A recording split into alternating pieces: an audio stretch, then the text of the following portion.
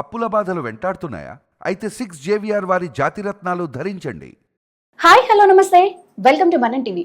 Income tax India నిన్న ట్విట్టర్లో mention చేశారు, ఎట్ ఏ టైం 40,000 మంది ఎంప్లాయీస్ పైన రైడ్ చేశారు. అసలు ఎందుకు చేయాల్సి వచ్చిందనేది తెలుసుకోవడానికి ప్రయత్నం చేద్దాం. ఇప్పుడు మనతో ఉన్నారు చార్టెడ్ అకౌంటెంట్ మహేష్ గారు. హాయ్ మహేష్ గారు. హలో రమ్య. నిన్న ట్వీట్ చూసానండి నేను. ఇన్కమ్ ట్యాక్స్ ఇండియా వాళ్ళు మెన్షన్ చేశారు, ఎట్ ఏ టైం 40,000 మంది ఎంప్లాయీస్ మీద రైడ్ చేశారు.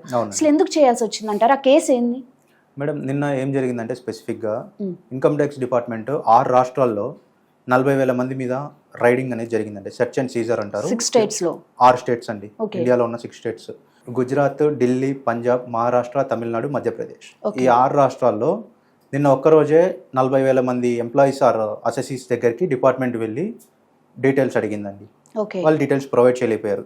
సో వాళ్ళందరికీ ఆ 40,000 మంది దగ్గర ఆల్మోస్ట్ 1,035 కోట్ల రూపాయలు 1,035 కోట్ల రూపాయలు ఎక్సెస్ రిఫండ్ క్లెయిమ్ చేసినట్లు డేటా వచ్చిందండి. ఎంప్లాయీస్ దగ్గర నుండి రిఫండ్. ఎంప్లాయీస్ ఏం చేశారంటే అండి, శాలరీస్లో ఫేక్ డిడక్షన్స్ పెట్టారు.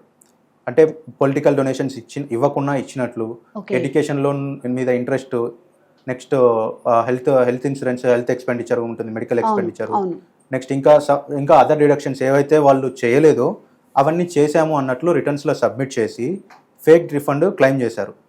ఆ ఫేక్ రిఫండ్ క్లెయిమ్ చేయడం వల్ల డిపార్ట్మెంట్ ఏం చేసిందంటే వీళ్ళందరి దగ్గరికి ఒకటేసారి వెళ్ళిపోయిందండి. సో ఎక్కువ వెళ్ళిపోయి వీళ్ళందరినీ ఇన్ఫర్మేషన్ అడిగేసరికి వీళ్ళందరి దగ్గర బ్లాంక్ అయిపోయారు అంతా. సో దే ఆర్ నాట్, అంటే వాళ్ళు ఎక్స్పెక్ట్ చేయలేదు డిపార్ట్మెంట్ ఇలా వస్తుంది అని చెప్పేసి. సో వచ్చేసరికి ఇమీడియట్ గా 1,045 crore రూపీస్ అంటే చాలా హెవీ అమౌంట్ అండి, పబ్లిక్ మనీ. సో వాళ్ళు కట్టాల్సిన ట్యాక్స్ కట్టకుండా ఫేక్ డిడక్షన్స్ పెట్టేసి రిఫండ్ క్లెయిమ్ చేయడం వల్ల డిపార్ట్మెంట్ డైరెక్ట్ గా వాళ్ళ దగ్గరికి వెళ్ళిపోయింది. ఇప్పుడు మీరు ఫేక్ డిడక్షన్స్ అని చెప్పారు, అసలు ఈ ఫేక్ డిడక్షన్స్ పెట్టారనే డౌట్ ఐటీ వాళ్ళకి ఎలా వచ్చిందంటారు? ఇక్కడ ఏంటంటే అండి, డిపార్ట్మెంట్ నిన్న స్పెసిఫిక్గా ఎక్స్లో కూడా మెన్షన్ చేసింది. So department ground intelligence, artificial intelligence use చేసి ఎంప్లాయీస్ ఎలా అయితే ప్యాటర్న్ ఫాలో అవుతున్నారు, ఆ ప్యాటర్న్ బేస్ చేసుకొని ఎవరెవరైతే ఎక్కడెక్కడ ఏ సెక్షన్ వాడుతున్నారు అనేది డిపార్ట్మెంట్కి ఇన్సైట్స్ వస్తుందండి.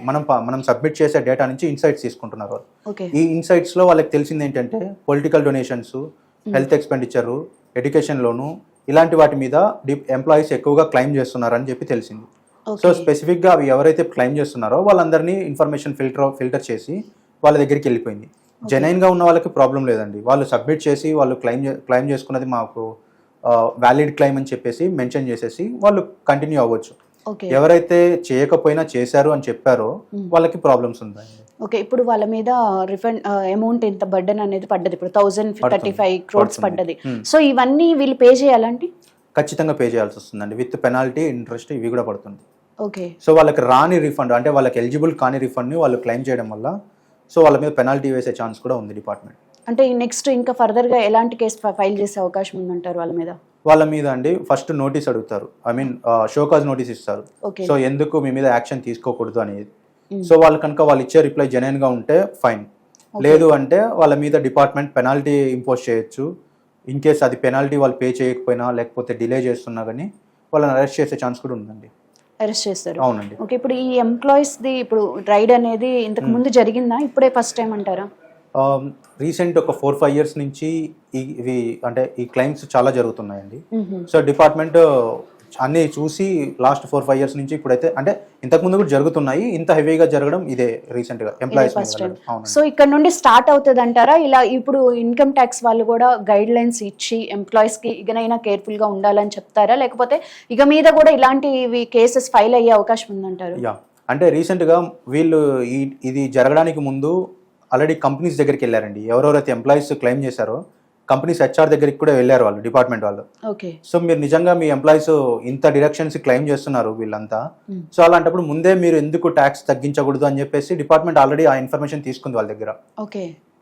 కానీ అక్కడ వాళ్ళకి డిపార్ట్మెంట్కి అర్థమైంది ఏంటంటే కంపెనీ సైడ్ నుంచి కాదు, ఎంప్లాయీసే చాలా మంది ఇలా చేస్తున్నారు అని చెప్పి ఇన్ఫర్మేషన్ వచ్చి దాని మీద వెళ్ళారండి ఇదంతా. సో ఇది ఫర్దర్ గా కూడా కంటిన్యూ అయ్యే ఛాన్స్ ఉంది. అంటే ఇప్పుడు ఓన్లీ ఇండియాలో మొత్తం 29 రాష్ట్రాలండి, ఓన్లీ 6 రాష్ట్రాల మీదనే అయింది. రిమైనింగ్ ఇప్పుడు పెద్ద స్టేట్స్ తెలంగాణ, ఏపీ ఇలాంటి స్టేట్స్ లో కూడా మేబీ చెప్పలేము అదంతా. ఇలాంటివి జరగకుండా బిఫోర్ ఎలాంటి ప్రికాషన్స్ తీసుకోవాలంటారు ఎంప్లాయీస్? వ్యాలిడ్ క్లెయిమ్స్ చేయండి. ఫేక్ క్లెయిమ్స్ చేస్తే మీకు ఫర్దర్ గా ఇష్యూ అనేది కంపల్సరీ అండి, ఈ రోజు కాకపోతే రేపైనా వస్తుంది.